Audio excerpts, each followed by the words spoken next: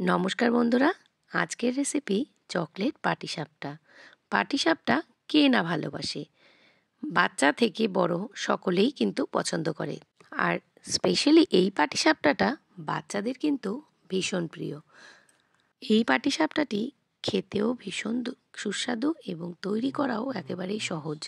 আর এই পাটিসাপটাটি বানানোর জন্য আমি এখানে হাফ বাটি মতন সুজি নিয়ে নিয়েছি একটা মিক্সার গ্রাইন্ডারে, 3 চামচ মতন নিয়ে নিয়েছি চিনি, আর নিয়ে নিয়েছি হাফ বাটির থেকে একটু কম চালের গুঁড়ো,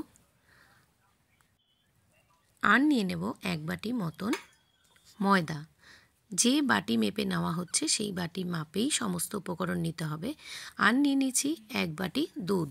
আমি এখানে আরও 1 বাটি জল কিন্তু এখানে অ্যাড করেছি। তো সমস্ত উপকরণগুলো মিক্সিতে খুব ভালোভাবে কিন্তু ঘুরিয়ে নিয়েছি। তো আমার এখানে ব্যাটারের কনসিস্টেন্সিটা দেখে বুঝতেই পারছো কীরকম হয়েছে। আর এরপরে যেহেতু এটা চকলেট পাটিসাপটা, এটার জন্য আমি কি করছি চটপট করে দেখে নাও। 2 হাতা মতন এখানে আমি এই যে ব্যাটারটা সেটাকে আলাদা একটা বাটিতে তুলে রেখেছি। আর এখানে আমি যে ডার্ক মেল্ট চকলেট এর মধ্যে একটু মিশিয়ে নিয়েছি। তোমাদের কাছে যদি কোকো পাউডার থাকে তোমরা কোকো পাউডার দিয়েও কিন্তু এটাকে করতে পারো।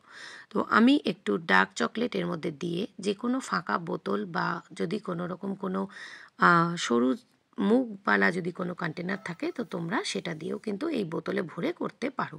তো আমি এখন এই পাটিসাপটার ভেতরের যে পুরটা সেটার জন্য নারকেল নিয়ে নিয়েছি, আর নিয়ে নিয়েছি দুধ, আর নিয়েছি বেশ কিছুটা খোয়া ক্ষীর।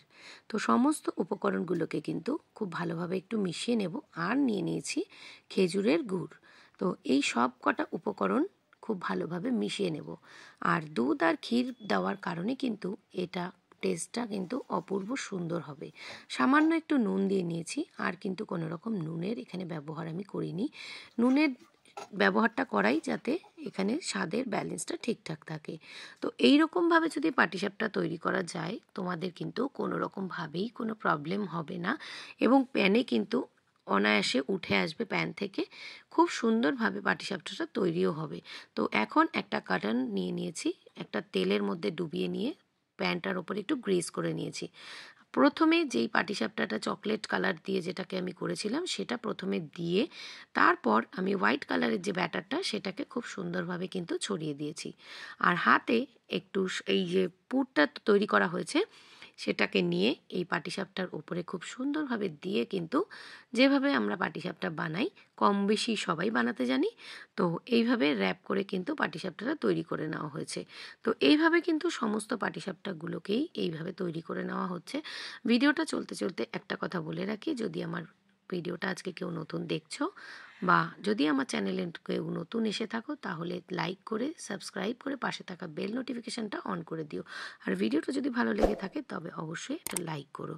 তো দেখতেই পাচ্ছ কত সুন্দর হচ্ছে, অনায়াসে কিন্তু এই ফ্রাইং প্যান থেকে এই পাটিসাপটাটা কিন্তু উঠে আসছে। তোমরা এই রেশিওতে যদি পাটিসাপটাটা বানাও তাহলে দেখবে সেই পাটিসাপটাটা হবে একদম নরম তুলতুলে, দেখতেও হবে খুব সুন্দর এবং খেতেও হবে অত্যন্ত সুস্বাদু। বাচ্চাদের কিন্তু এটা ভীষণই প্রিয় একটি খাবার। প্রত্যেকটা পাটিসাপটাই কিন্তু এভাবেই করে নেব। প্রথমে এটা দিয়ে নিয়ে তারপরে যে ব্যাটারটা দিয়ে বেশ কিছুক্ষণ হাতা দিয়ে গোল করে দিয়ে সুন্দর করে জিনিসটাকে একটা শেপ করে দেব। 15 সেকেন্ডের মধ্যেই দেখবে এই 15 to 20 সেকেন্ডের মধ্যেই এই ব্যাটারের ওপরের যে অংশটা একটু ড্রাই হয়ে গেছে। তারপর পুরটাকে খুব সুন্দর করে হাতে গোল আকার করে নিয়ে পাটিসাপটার উপরে দিয়ে কিন্তু তৈরি হয়ে যাবে অসাধারণ স্বাদের একটি পাটিসাপটা। তো তোমাদের কেমন লাগলো আমার এই ভিডিওটি অবশ্যই কিন্তু কমেন্টের মাধ্যমে জানিও। তো দেখতেই পাচ্ছ কতটা সুন্দর হয়েছে। আমি কিন্তু এখানে হাত দিয়েই উঠিয়ে নিচ্ছি, তোমরা পারলে স্প্যাটুলা দিয়ে তুলো। যে কোনো জিনিস যদি দেখতে সুন্দর হয় সেটা কিন্তু খাবার ইচ্ছেটা অনেক গুণ বেড়ে যায়। আর যেহেতু এই পিঠেটার মধ্যে নারকোল, দুধ, খোয়া ক্ষীর সমস্ত কিছু দিয়ে তৈরি করা হয়েছে, এটার স্বাদ তো অপূর্ব হবে। তো তোমাদের কেমন লাগলো অবশ্যই লাইক করে কমেন্টের মাধ্যমে জানিও। তো দেখতেই পাচ্ছ আমি একটু কেটে তোমাদের দেখিয়ে দিচ্ছি কতটা সফট হয়েছে, এবং ভেতরটা দেখো কতটা সুন্দর জুসি একটা ভেতর থেকে এই টেক্সচারটা বেরিয়ে আসছে। ভীষণ সফট আর ভীষণ ক্রিমি টেক্সচার হয়েছে। তো চলো বন্ধুরা, আজকের টাটা, সকলে ভালো থেকো, আবার আসবো নতুন কোনো রেসিপি ভিডিও নিয়ে।